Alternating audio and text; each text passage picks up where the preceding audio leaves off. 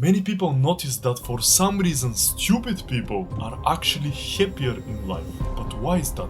You see, the brain is the most fascinating thing in our world. With all of its complex systems and mechanisms, our brain is easily the best tool that we have. But instead of us controlling this tool, it seems as though this tool is controlling us.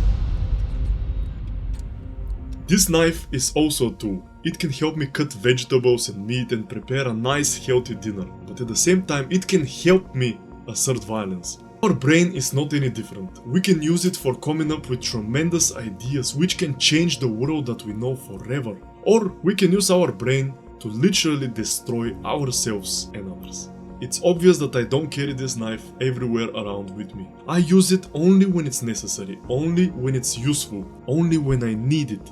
But with our brain, this is not the case. We bring our brain literally everywhere around us and it doesn't stop talking and yapping about something. And this is why we don't have control, because if we had control over the brain, we would use it only when it's needed. For example, now when I'm recording this video, I definitely need my brain in order to come up with good sentences which are going to make my points stick out. Or when you're studying or when you're working something which requires your brain, but not every single waking moment. And not so much when you're out, when you're walking, when you're with your friends, when you are just chilling in your bed. One of the greatest powers that we can acquire is mastering the mind. Controlling when to use the mind or silence it.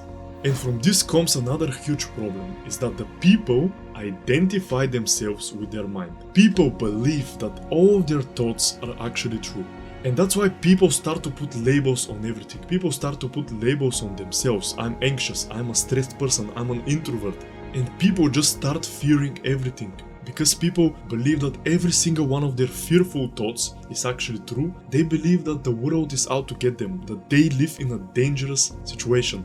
When in reality, your thoughts are not you. The thoughts are simply accumulated from stuck emotions. And this is one of the greatest wisdoms that I've ever learned, because like this I was able to actually observe my thoughts and not judge them so much. I was able to understand that these thoughts are not facts and actually they come from some emotions. And these emotions, they are not based on something factological, they are not based on something which is true. They are just emotions and essentially they speak a different language.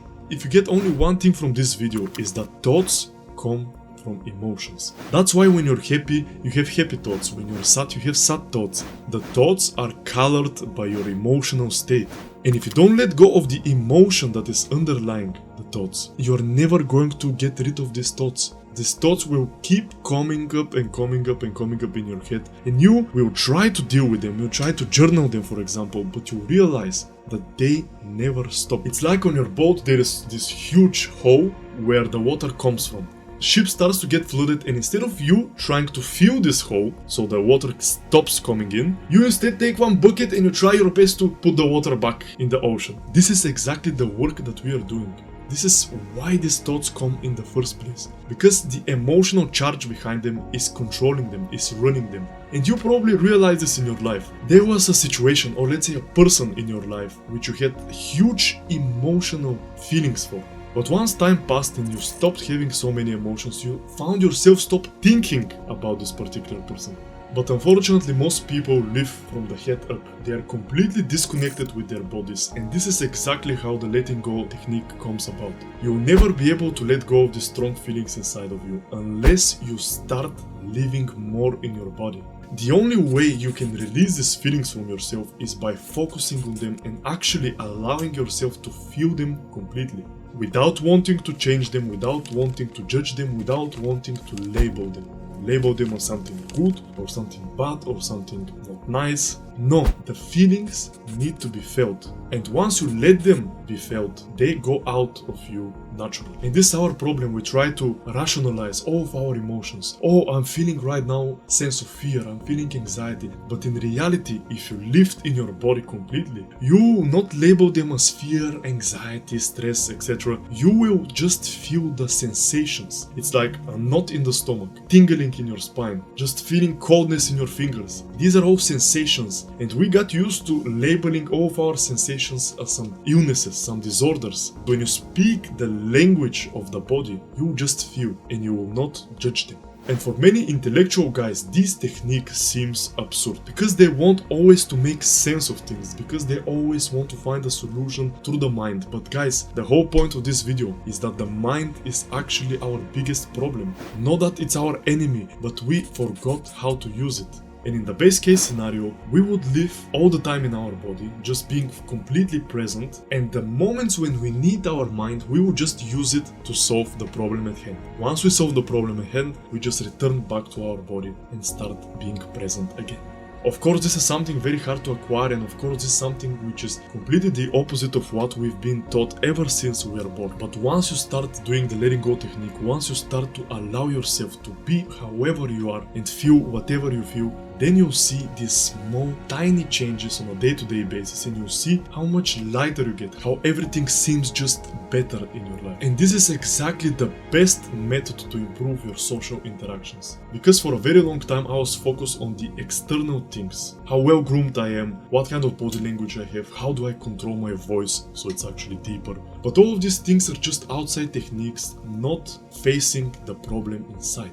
And once I started to let go, started not to look life so seriously, started to just feel the emotions I feel when I'm anxious, things got so much better for me. My social interactions got better, not in a way that I perform better, but in a way that I just don't care so much. Everything feels so much lighter. I'm able to fully be myself instead of being with this mask all the time. And because these social interactions are a very big trigger for a lot of people, this is a very nice exercise that you can do. Every time you get triggered in a social situation, just notice the feelings, the sensations that you have. Is it in the stomach? Is it in the chest area? Is it in the head? Just focus on the sensations and just stay with them. Just turn off your mind for 1 second and just be in your body. There's a very useful technique that I know from one YouTuber to imagine that your head is in your body. All of your thoughts, all of your attention is in there, it's not up there. And therefore destroying this split that we've created from the upside and the downside. I can tell you from personal experience, the best way you can improve your social interactions and your relationships is by letting go of this fear, of this anxiety, not trying to cope with it. And as I mentioned before, there is not a single technique which can help you deal with social situations better than letting go. When you let go, you realize that these social situations are actually not a big deal. Everything is lighter, everything is freer, and you're able to express yourself fully. Once you let go of the bad parts of these fears and worries which are stopping you from being charismatic, you understand, you realize that you were charismatic in the first place. And unfortunately, what is stopping us from being charismatic in these social situations is living too much in our head, focusing too much on our thoughts. But as I told you before, these thoughts come from a feeling that arises them. Let's say you're about to give a presentation in front of 10 people. When you go in front of them, you immediately feel this tightness in your stomach. But instead of focusing on this tightness in the stomach, what we do is we focus on the thoughts which are essentially a result of this feeling. And we start to think, oh, do they notice how anxious I am? Oh, do they like my style? Do they see this pimple on my forehead? All of these stupid thoughts that we mentally know they are not true, but we cannot stop them. And because our mind is so occupied with these thoughts, we cannot perform. We cannot give these presentations, we cannot make full sentences. But once we focus on the feeling, once we let it go, once we accept it for what it is and let it run its course and go out of our bodies, you'll see that this anxiety starts to evaporate. I don't promise you that you do it one time and everything gets better forever, but I mean you at least get more light, you at least get more free, and you have this sense of relief. And when you're relieved all the time, which is our goal, then these social situations don't pose a threat. These social situations are not so scary. You don't care so much what you're going to say, but you just deliver. You just kind of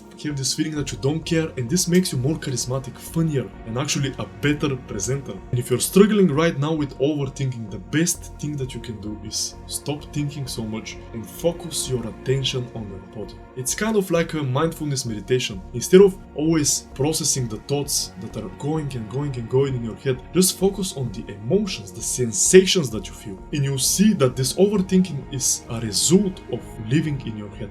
But if you actually remember your happiest moments, they were when you were completely present in the moment and having zero thoughts. For example, when you were a kid, you were not thinking what you're gonna do tomorrow or what these people think about you. You just lived in the present moment. You were just there. You were just living. You were just enjoying life.